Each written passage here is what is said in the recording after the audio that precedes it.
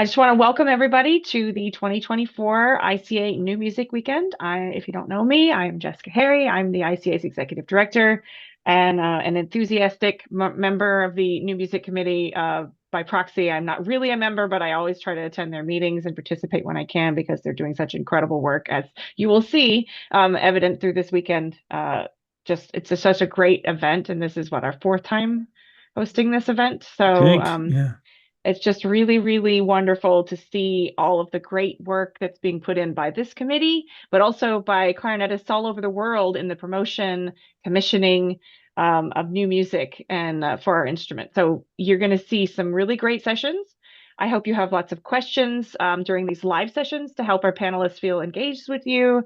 And of course, if you forget the question or don't have time to join live and you have some questions that you'd like to follow up on, we can always provide you contact information for the panelists following the events this weekend. So without further ado, I'm going to turn it over to Daniel Dorff, renowned composer who writes incredible music for our instrument, but also for woodwinds and other instruments.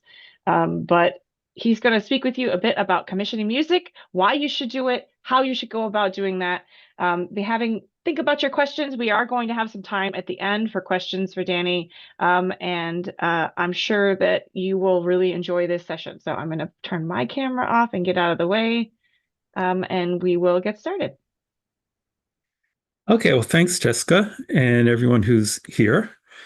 Um, as Jessica said, I've been really on several different sides of this for like 40 years of experience in being the composer getting commissioned or being one of the players involved. And also, and maybe most interestingly, as the publisher, I've been the head of the publishing department at Theodore Presser since the 1980s, which means I am privy to or participating in quite a lot of other commissions by other composers. So I've gotten to see things uh, administratively done well or things that got left out of contracts that caused problems. So I try to learn from other people's mistakes as well as mine. So today, I think the best place to start is trying to pick the right composer and understanding how to pick the right composer. Recognizing why you want to commission a certain piece is key to that. And the why is an interesting question. There are some people who the first question is, do I even want to, or why would I want to? But more specifically, why do you, if you have a specific desire to commission a piece for something, what are you looking for? You don't just commission anyone, you want to find somebody who matches what you need. There are thousands of composers, and really understanding your own goal. Sort of like choosing a teacher or a school. Maybe you know somebody already whose clarinet music you really like, so it's a safe assumption you might be interested in more. Maybe you like their other music for other instruments and wish they had some clarinet music. That's another of any number of possible great reasons to commission somebody.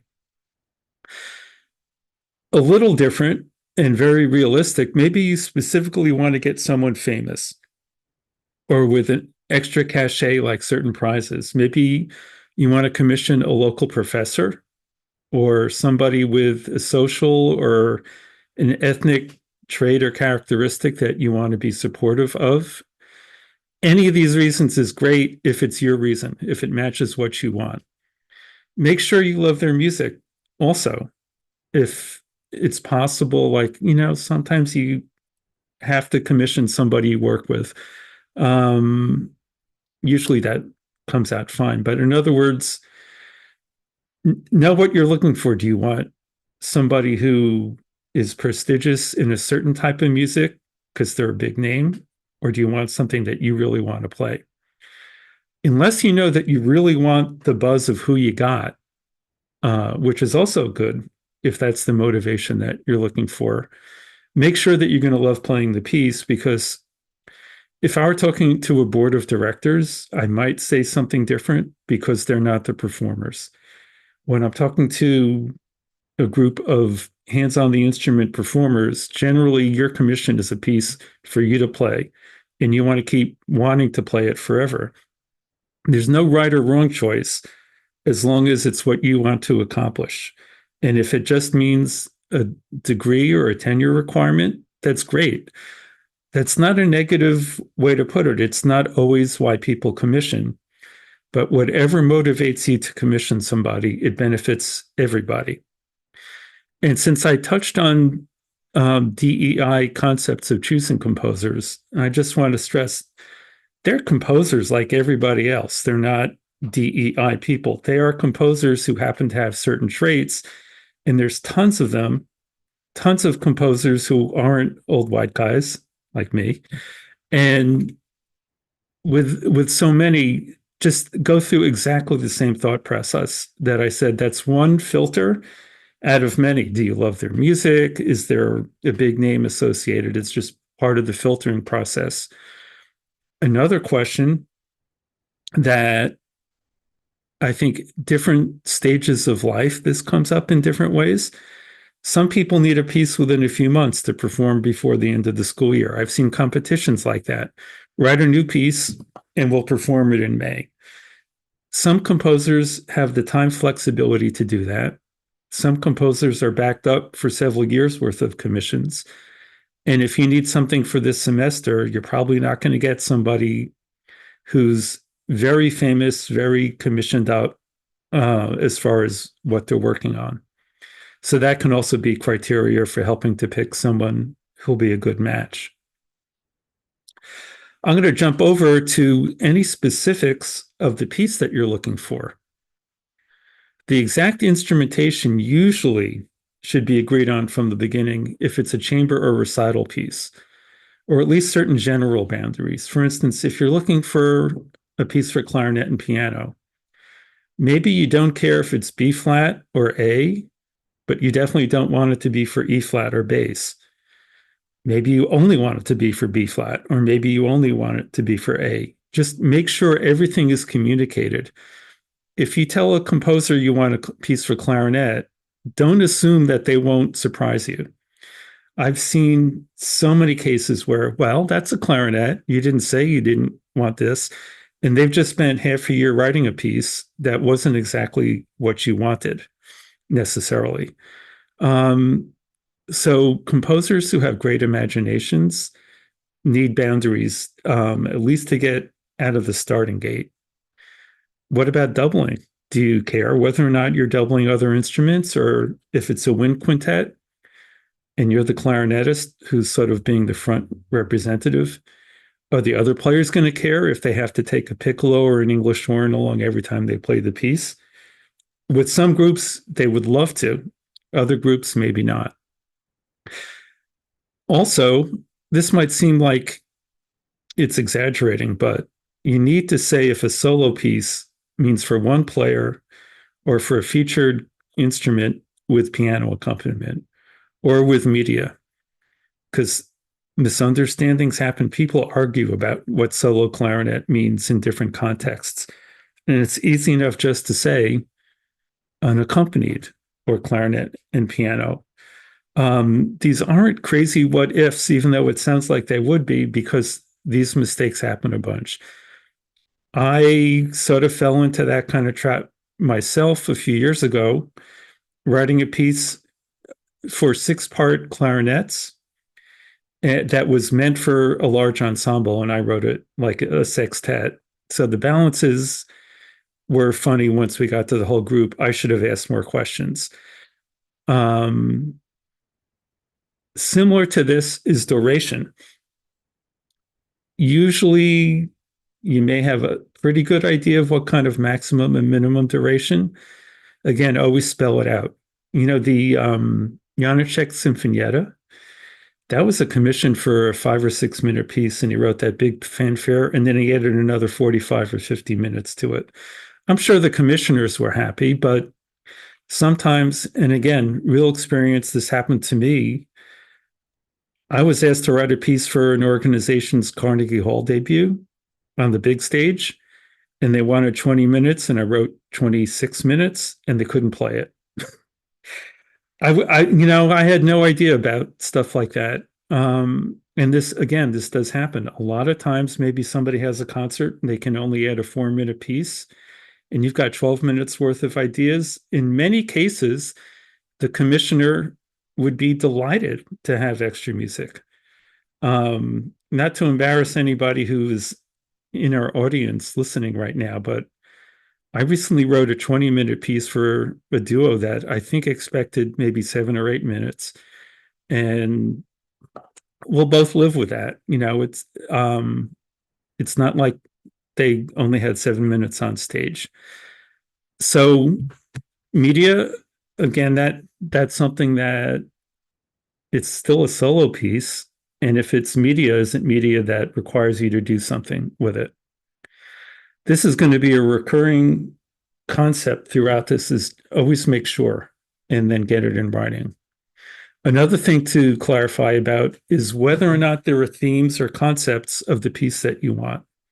If you don't care at all, then let the composer know you're not looking for anything in particular other than music that they write. If you have a certain concept or a very specific occasion, make sure that the other person knows exactly what you mean by it.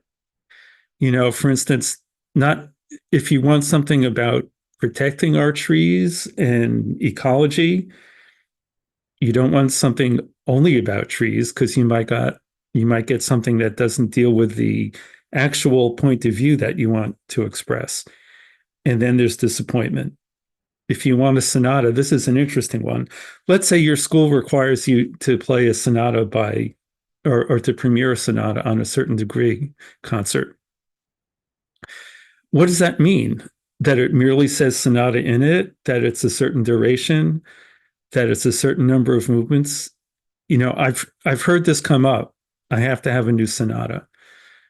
And ask the committee, what are they looking for? The committee telling you have to premiere a sonata, because some sonatas are 6 minutes long.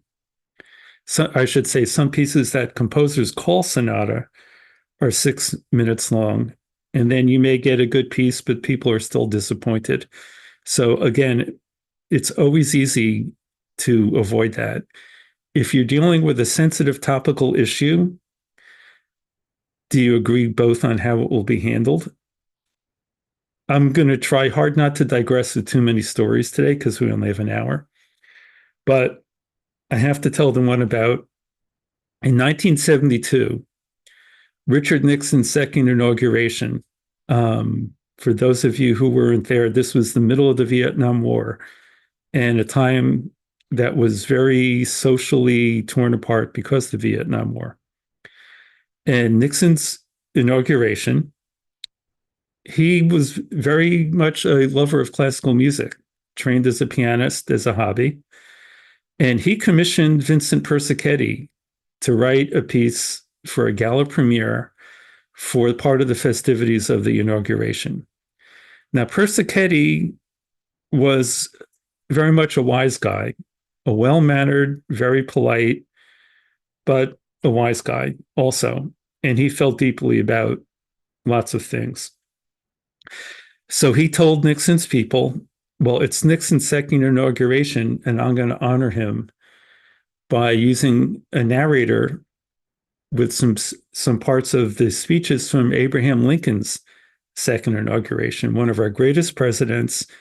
His second inauguration, it will match Nixon. Well, what Persichetti did is he took part of the Lincoln speech where he talks about our great nation being torn in half by a war between the North and the South, and drawing the situation in the United States with our Civil War compared to what Nixon had put himself into the middle of. Nixon and his people were furious. They canceled the Persichetti premiere, and it made the front page upper left corner of the Sunday Times, or that day's New York Times. American great composer has music canceled by the president. And that's probably what Nixon or what Persichetti wanted to do. That's an aside, but still, things like that can happen in a smaller way. If you're not talking about what angle of an issue you want a piece on. choosing the right composer for the right topic is also relevant if you're looking for something very specific. I like to compare, like, let's say it was 1915 and you had all the money in the world to commission the greatest composers alive. And you had two pieces to commission. One of them was about the beauty of springtime, and another is the anguish of death. And your two favorite composers are Debussy and Schoenberg, and they're available. Chances are you're not going to get Schoenberg to write the piece about springtime or Debussy to write about the anguish of death rather than vice versa. That sounds like an exaggerated, joking around type of example, but you can really find yourself in the same position with all the composers we have to choose from. I love Stanley Barber. He's one of my favorite composers ever. But his Commando March just sounds like he was commissioned to write a piece that was not in tune with what was the beauty of his music. That's just one example. So pick a good fit if there's a particular type of piece you want. Knowing the people who I'm talking to with this meeting, some of you play very difficult music, want extended techniques, whether it's multiphonics or microtones or whatever. If you're particularly looking for that, make sure with your composer that they want to write a piece including that. And if you like playing difficult music of a purely traditional way of producing tones, make sure that either your composer doesn't ever write that way or that let them know that you don't want it. So again, let them know how you do want to be challenged. Maybe you're fine with going up in the altissimo above high C, as long as you don't have to play multiphonics. Try to get the piece that you're looking for. Related to this, specifics that matter, most commissions, and this is more something composers should be on the lookout to think of, but performers and commissioners should keep their eyes open to it. Most commissions say you must, or the performer must premiere it by a certain deadline or a certain amount of time after receiving the music or some other type of expiration of the exclusive rights to play or premiere. If I were a performer, I wouldn't put that in unless the composer wanted it, because it sort of hems you in. And every composer should ask for that, even if it's like 2 years after receiving it, just so there's something tangible.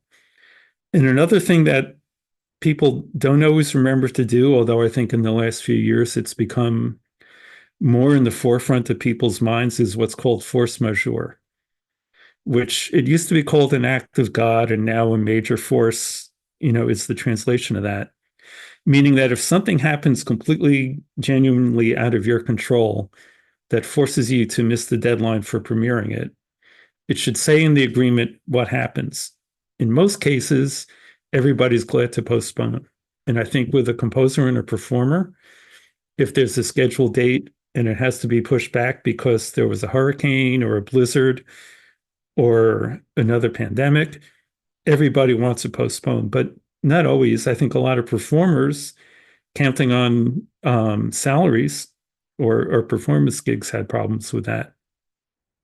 So that can also happen with composers. And I know of one composer, no, actually, I know of 3 or 4, who had consortium commissions that got interrupted by the pandemic and had already promised performances to other organizations after the scheduled consortium performances, just all the other ones. Now, the people who were not part of the consortium, who had the later dates, they weren't affected by this, but everyone who paid, in this case, $5,000 each for this big ensemble consortium didn't get their premieres because the other people were promised dates. So that's sort of rare, but it's easy to have these bullet points of what to make sure that any commission you talk about, and then just customize it for each one. If there's no immediate questions, Jessica, interrupt me before I change topics. We'll definitely do lots of Q&A at the end. If there's anything I said that doesn't make sense, then Jessica will interrupt me because I'm going to change gears to money, commissioning terms. The actual fee can be the only awkward part of the process, especially if you're dealing with friends between the commissioner and the composer. And there's no real standard guidelines for what the fees should be, which makes it that much harder to know where to start the discussion. It is pretty easy to find some references floating around on the internet and in new music organizations. But for one, those are advocating on the composer's behalf. So that's pushing to a high number to negotiate down from. But more important than that is that, if there's 5 or 10,000 composers who are more or less in our milieu of music, whatever you want to call that, who you could be commissioning, they're all at different points of their career. They're all at different points of view about how much they feel that their commissions are worth. So it's really hard to have any kind of ballpark or compare. In some ways, it's similar to how much should you get for playing a concerto? The answer is always going to be, it depends. Individual players or individual ensembles might have a context-specific offer or answer, but there's no real general table that you can go by. So there are a lot of factors that can influence composers. They may not even know it. The composers may take some things for granted about what matters to them. So how in demand the composer is, chances are the more in demand they are, the more money they can or will ask for, and vice versa. And most easy to anticipate is that younger composers still in school don't have a lot of commission history, may be very eager to get any piece that somebody wants to guarantee a performance of, or to start getting commissions, compared to someone who's used to very high fees. Another factor is how long the composer thinks it will take to write. This is something that's hard for composers to truly anticipate, although we usually have to try to estimate well. And in many cases, the longer it seems like it will take to write can influence how much the composer wants. And how long it will take to write doesn't mean only to conceive and build the piece musically. There's also creating all the final materials for it, so that an orchestra piece, a 20-minute orchestra piece, takes more time to follow up than a 20-minute piano piece because of all the orchestration and materials. The duration of the piece is, on one hand, it's usually pretty related to how long it takes to write.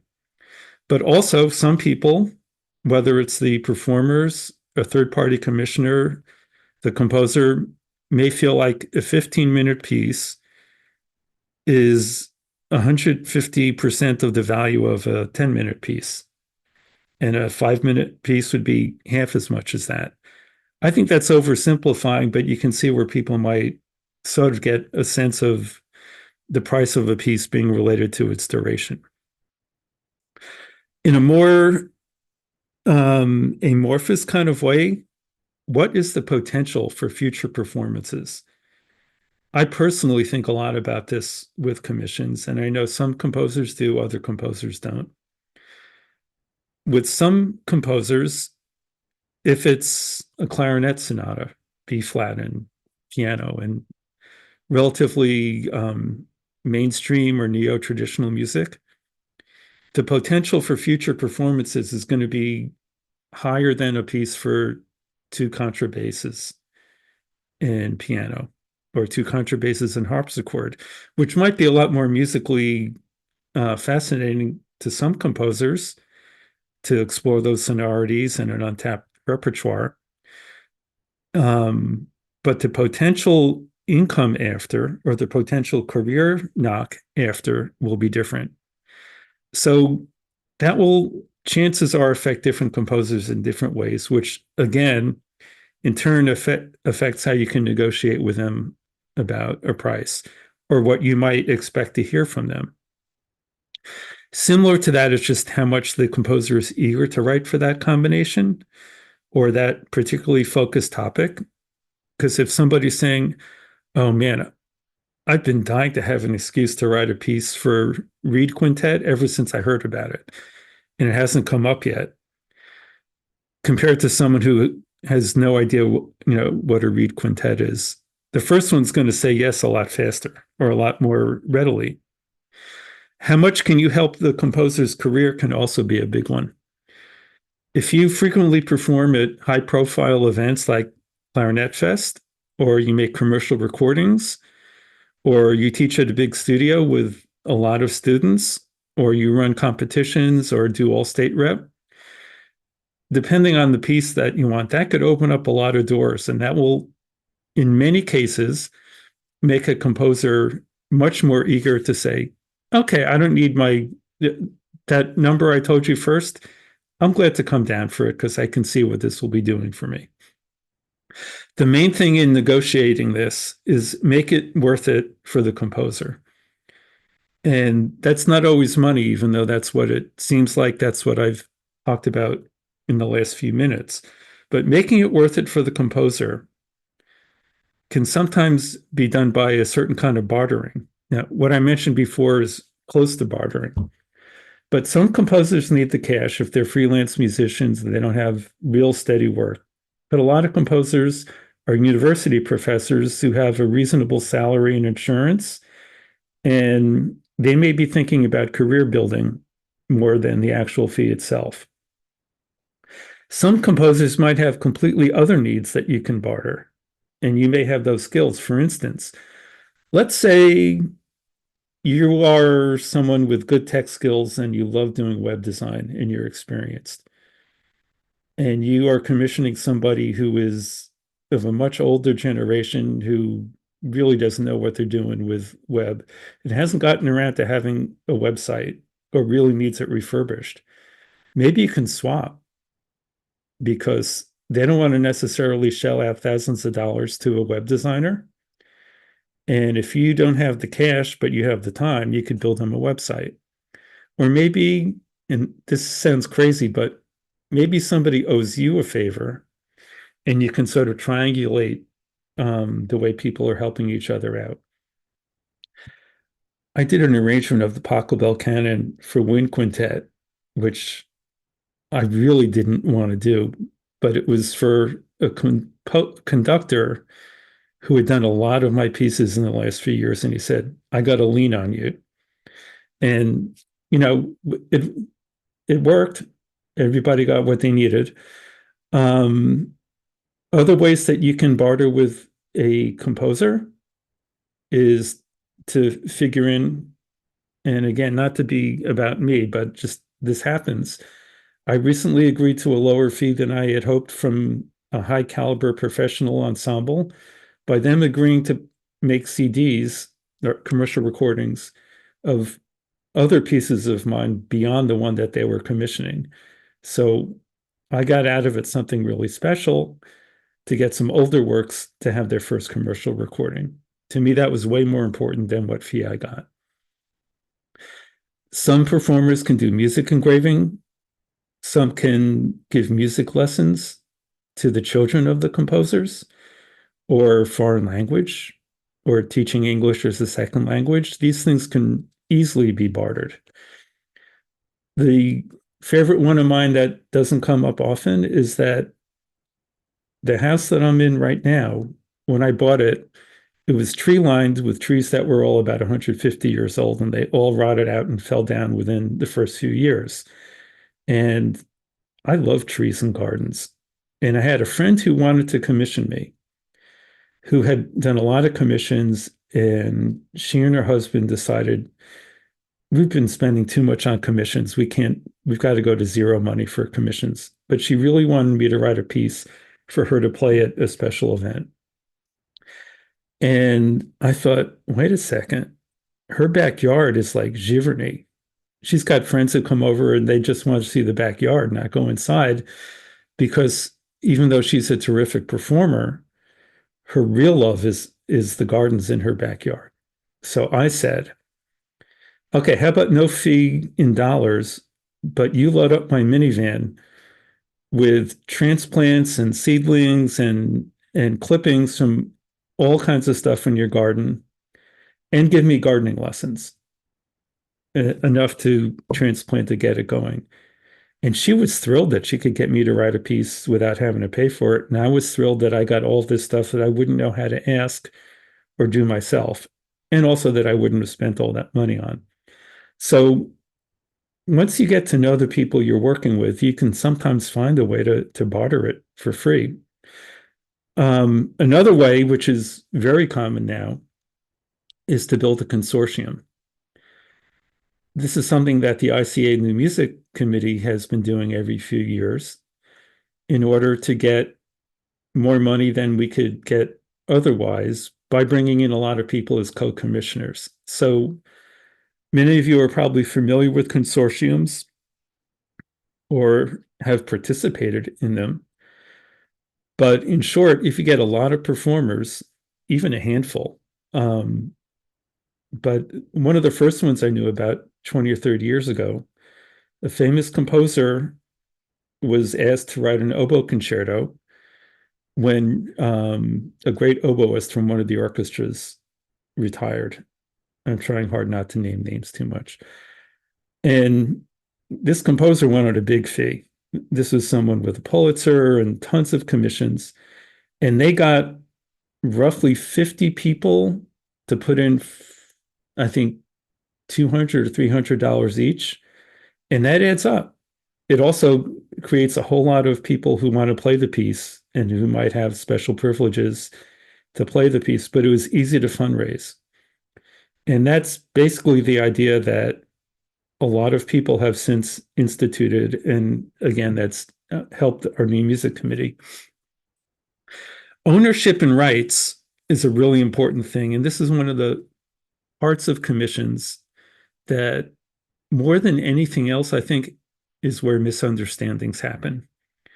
And again, it's really important to have everything in writing because after all is said and done, you can refer to what you actually agree to. So for starters, there's nothing in any law that defines anything about who owns or that the commissioner will own anything except for what's in writing. The default, according to the United States copyright law, is the composer owns all the rights by virtue of writing something. They own everything about it that is not specifically assigned in writing to the commissioner.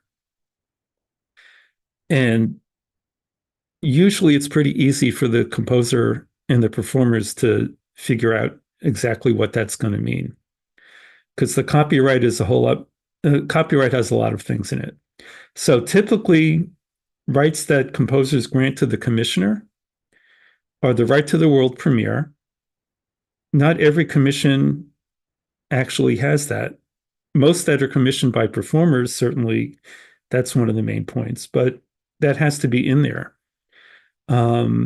It surprised me some of the commission agreements I've seen where they forgot to put in the right to the world premiere. Sometimes exclusivity periods, meaning that if you commission this, that you have whatever period, 1 year is a pretty common default for that. 1 year after your premiere or 1 year after you receive the music before anyone else can play it. Again, sometimes people forget. I recently was asked to try to mediate a situation where a big name performer was commissioned by that person's university. I'm sorry, the university commissioned a big composer to write a concerto for this person. and forgot to say anything about exclusivity after the premiere. Word got out, another orchestra scheduled it with a different soloist only a few months later, which I'm sure nobody had in mind, but the other orchestra said, you don't have exclusivity after the premiere. Of course we can do this. So just make sure that it's in whatever you think you should be getting, make sure that it's in the agreement in writing and that the composer agrees also. If you do that, there won't be any conflicts after because you can both say, we agreed on X date or X amount of time after the first performance. A real tricky one, which those of you who have been around probably remember this as meaning more than it really does now. But first recording rights, first commercial recording rights, has always been a standard part of commission agreements. And I think it's sort of pointless by today. Composers can try to reinforce first commercial recording rights. But once the music is out there, and that's an important part of it, once the sheet music is available to other people, there will be YouTubes of that piece, and that's not a commercial recording. There will be Facebook, their own social media, etc. The law will still regulate the right to have the first commercial recording, but I think all of us are familiar with what can happen, that a commercial recording might actually sell 100 in the first year if it's strong, or just get a whole lot of free streams. But you put it on YouTube, it's going to get thousands. So the sort of peripheral performance for first recording is going to make the commercial recording sort of moot as far as those rights. But it's still something that you might as well put in an agreement, because it couldn't hurt to put it in the agreement. Most importantly, anything both parties agree on is valid if it's in writing. I've seen a contract once that said that the composer may not dress up like Elvis Presley for the performance. It was in context, but both parties agree, they agree. So the one exception to this about the composer owning all the rights, if you're hiring a composer in the slightly different context, where you want to get a composer to write something where you need to keep all of the rights and the ownership, for instance, if you're hiring somebody to do a film score or a signature theme for a podcast, or maybe something for games or apps, then there's a different way to approach it, which is called a work for hire contract. And that states unequivocally that the person paying will keep all the rights and that the composer's fee is payment in full for a job done with no future remuneration. In a way, it's sort of like when you work with a graphic artist and they make you a logo or a website. You paid for something and you got it, period. You're not asking them to do a work of art. Exact wordings you can find online. Copyright.gov is a great source for everything. It's COPYRIGHT dot and then GOV. There are a lot of other places. There is no one work for hire contract, which is the one and only official right way to do it. But that term is worth using because it's a set of understandings that could stand up in court if there was any question. Now, it's also possible, right? Because anything you agree on in writing is fine. A lot of composers who primarily write concert music rather than commercial application music may do a film score or any other type, or a game or whatever, and still want to be able to reincorporate that music into regular concert music unrelated to that function. All they have to do is sign an agreement that says, most typically something like that is the composer may not use this or sell it to any other TV show or game or app, but they would be free to use it in their other type of regular concert music. Just spell it out and it's easy to do. And if you're going with a regular work for hire contract for media, it's interesting. A lot of podcasts, when they're over, they say the credits thanking the producer who wrote the theme music, etc. Some podcasts don't. Composers should always ask, say my name, theme music by so and so. Another thing about staying out of trouble with the commission is payment scheduling. Usually, a commission will have 50%, maybe less, paid upon signing the agreement, and then the balance of it paid upon the delivery of all materials. As always, it's whatever you agree to. But immediately upon signing the agreement, very often, especially with big organizations, more so than individuals, once you sign the agreement, they may have to go through the university's bursar's office and all that, and it takes 4 or 5 months. And you hope that you're actually going to have this commitment because you haven't gotten 50% up front yet. Usually, if you know who you're working with, it's not a problem. And vice versa. Before you, as the commissioner, want to pay the balance for the composer having delivered all materials, sometimes the composer thinks they've delivered all the materials and you don't think they've delivered all the materials. For instance, are all the materials for the finished piece going to be consisting of PDFs? One PDF with absolutely everything that you have to go dissect all the parts, completely printed on paper, letter size, 9x12, a score that is really big for the conductor. These are things that the composer might not assume that they have to do. And as long as it's in there, you're much less likely to have a conflict later on in the game. It's easy to define. So I'm going to inhale, cool breath, and switch over to some concluding thoughts before we switch to Q&A. I've said a number of times agreements must be in writing. And in this last section, I'm going to say, with no exceptions at all, especially with your friends, and more especially with spouses and business partners and ensemble partners, because spouses aren't your spouses forever necessarily, even though it can seem like that's going to be the case. Duos sometimes stop. One person gets another job, they stop being a duo, and there's a commission left hanging. Even worse, and it never seems like it's imminent, estate lawyers and publishers of the music later on won't know what you discussed. In fact, most of them won't even understand or appreciate why you agreed to something that you agreed to. Working in publishing, I often get letters from the lawyers of the estates of composers, where the lawyers are not copyright lawyers or entertainment lawyers. They're just general practice or estate lawyers who know how things usually go with agreements and who inherits what.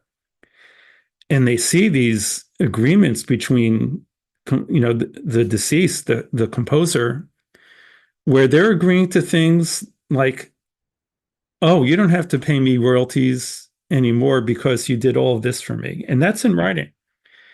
And they think, okay, well, if it was Taylor Swift, she wouldn't sign that. So why should my client sign that? They don't understand that most of the music industry, especially in classical music, a lot of times the agreements are not going to be the same as a real estate agreement, the way that they're done. And so lawyers come to me and they say, you guys must be lying, because why would this be the way that it is in writing? If it's really clear in writing and everybody signed it, you just say, look, here's the agreement. And that's the end of it. If you're the commissioner, your heirs might say, well, wait, my parent paid so much for this piece and doesn't have a piece of it. once there's the agreement in writing that that was what the deal was. So when it comes to friends and business partners, business meaning performance duo kind of partners, innocent misunderstandings happen a lot. I assumed you meant by 1 year exclusive that nobody would perform this piece the day after the exclusive. I've seen friendships end over that. But I took for granted that you would do this or that. Um, when is the performance exclusivity over? Is whenever it says it is in the contract. Now, I made a big mistake that I think a lot of composers make until they say, boy, I can never let that happen again.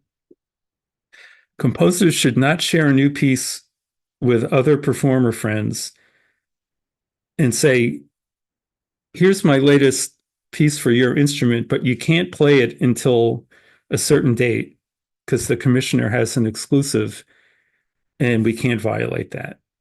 Now, most of your friends, most of the composer's friends will respect that.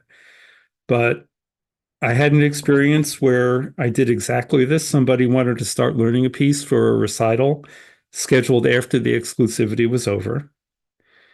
She performed it for a bunch of friends on stage, semi-privately with cameras, put it on YouTube, and it had 1,000 views before the real commissioner premiered it. But the other person got the premiere. It put everyone in an awkward spot. And I felt like, okay, it's on me. From now on, any agreement I see from any side of the equation has to say the music may not be shared with anyone other, except for the performance at hand until a certain date. That way it's explicit that the composer can't open the door because you never know who's going to share it with someone else who's going to share it. And the next thing that sometimes gets overlooked, that's easy not to, the commission should say, however the commissioner wants to be indicated in the sheet music in perpetuity. It's often commissioned by so-and-so or commissioned by so-and-so with the grateful underwriting of a certain foundation or business in the area, or every name of every co-commissioner. If it's not in writing, the composer won't necessarily know how to spell your name or who you got money from to help the commission, who you made a promise to. And if the composer sends that music to their publisher, if it's a composer in that state, and the publisher sees what looks like a full commission notice, they may not know, and the composer may not remember. So when things come to me at Presser that are commissions, I say we've got to have the commission notice before we can make this available, because we don't want to get you, the composer, caught in the middle because you didn't let us know what we were supposed to do, because then the commissioner is going to be upset about everybody. And we're not respecting the people who put up the money, often, especially with underwriters, because they want to be seen as being philanthropic. It's easy to do, especially when you're creating the agreement. So another thing that's related to the, but we discussed it, or but we decided, and there's at least one person in the audience here who I worked out a commission agreement with over tacos. We were just chatting, but afterwards we had to have it in writing, right? Because we knew what we both wanted. We knew that we were close to the end, but you can't leave it there until it's in writing. Because a lot of times people say, we also discussed, you said you were going to put it on a CD. You said you weren't going to have any altissimo, whatever.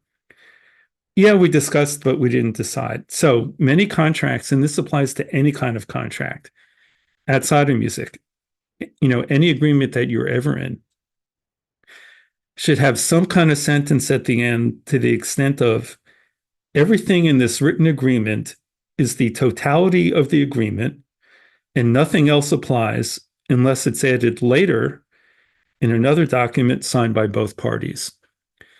When that happens, nobody can say, but come on, man, we discussed it and you said you would. That doesn't work in a contract. Um, Another thing that comes up in recent years, a lot of agreements are done by electronic signature, DocuSign, and several other organizations that give you certification pages, and there's a lot of security with it, but like not your own signature, a robotic signature that might as well not really be there. And in my opinion, there's more trust with that than with any other kind of more trust needed for that. But legally, DocuSigns are binding and signatures are hackable too. Um, Everything is hackable. In the days when Presser was sending out physical contracts, typewriters, print Word documents for people to sign, we once had a case where a composer who was new to us very carefully and cleanly changed the royalty rate to a higher number, hoping that we wouldn't notice. And I don't know how I managed to notice. I think I must have seen, like, in the light, the shadow of part of the page looked a little different on the paper. So ink signatures are hackable. Anything is. So DocuSign is accepted legally. I think I've been told that people buy houses with it now, which to me, I'm old fashioned about that. I like to see people sign documents if there's a lot in it. So another useful clause that a friend of mine, some of you know Barbara Haney, the bass clarinet player who was in the Marine Band. Her brother is a lawyer, and we worked on a commission. And the brother said, "Oh, there's something that you're both thinking, and it doesn't say there that you need to include," which is great.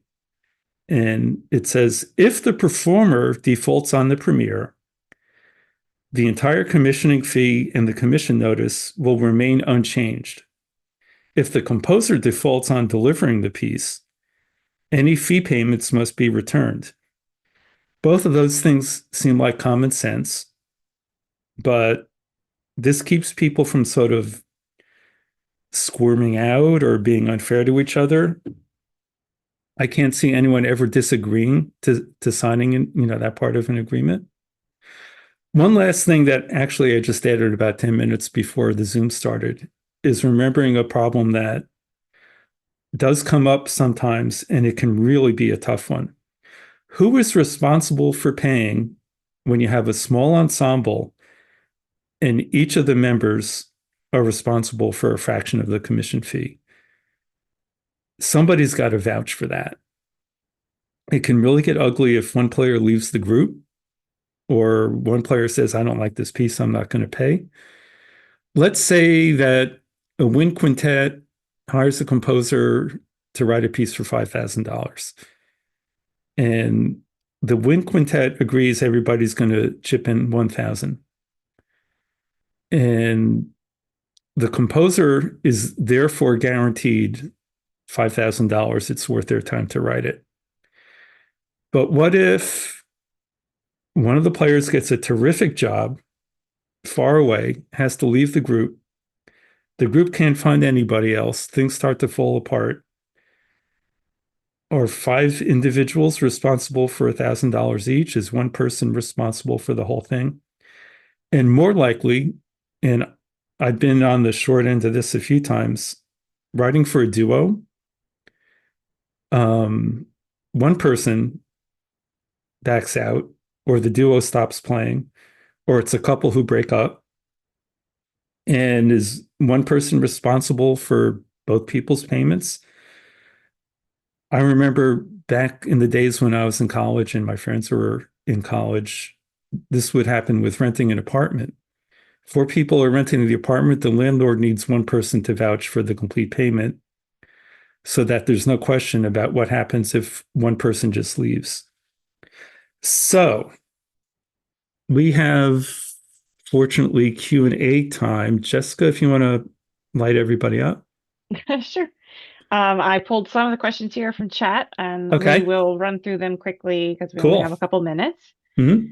But I did have a question asking about specifically consortium commissions Hmm. from Kip, and it's basically asking when you do a group consortium commission, should the consortium leader gather members ahead of approaching a composer as sort of a guarantee to that composer that the consortium would be a success? Or do you think it's safe to approach a composer prior to gathering those members and starting that dialogue? I think it would be hard to gather. I mean, the answer should. It's a very it depends kind of thing, but it would be hard to gather a consortium without saying who the composer is. You may know people who might say, "Well, let me know who," and then theoretically, I could be interested. Some might say, "There's no way I can afford anything like that."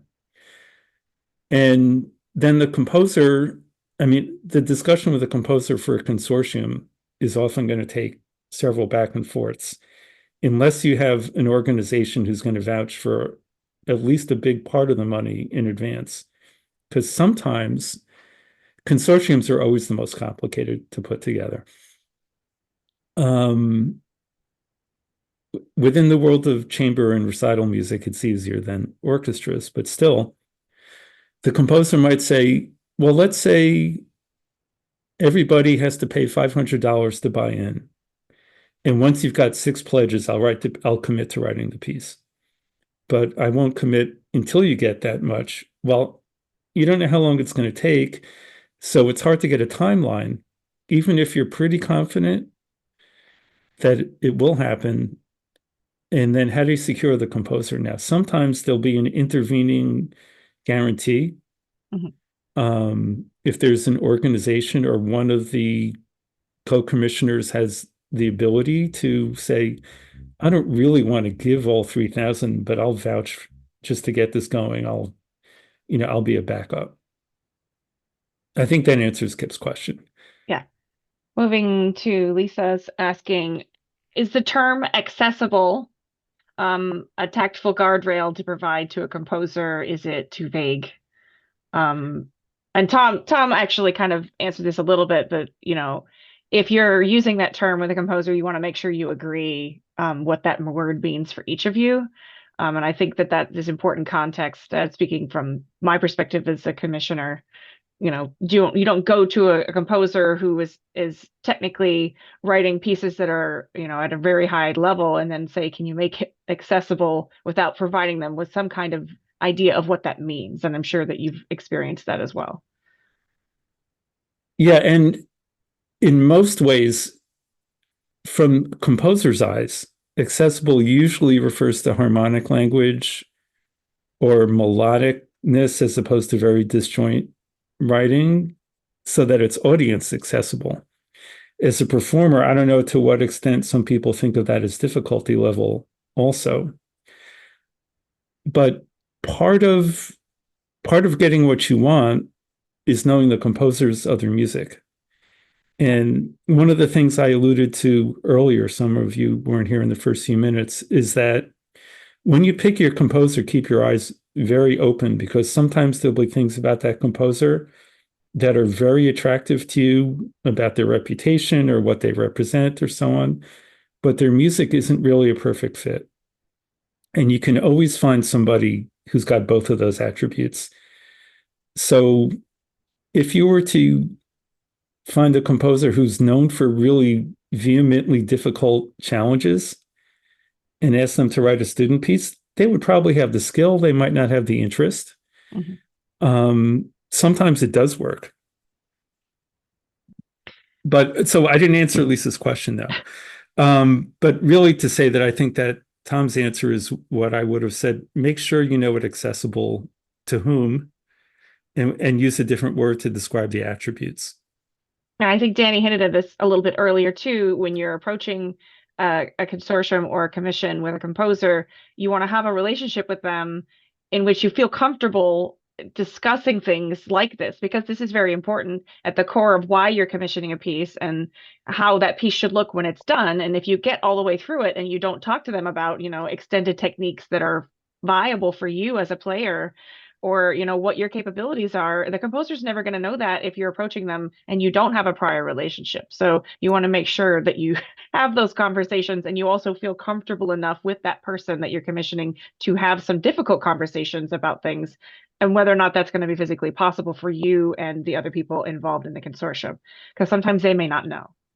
So yeah, so there's one composer who I used to work with, who went through Juilliard, started a little younger than most people, was absolute prodigy, brilliant, and was sort of given the teacher's pet treatment wherever he went while he was still in his 20s.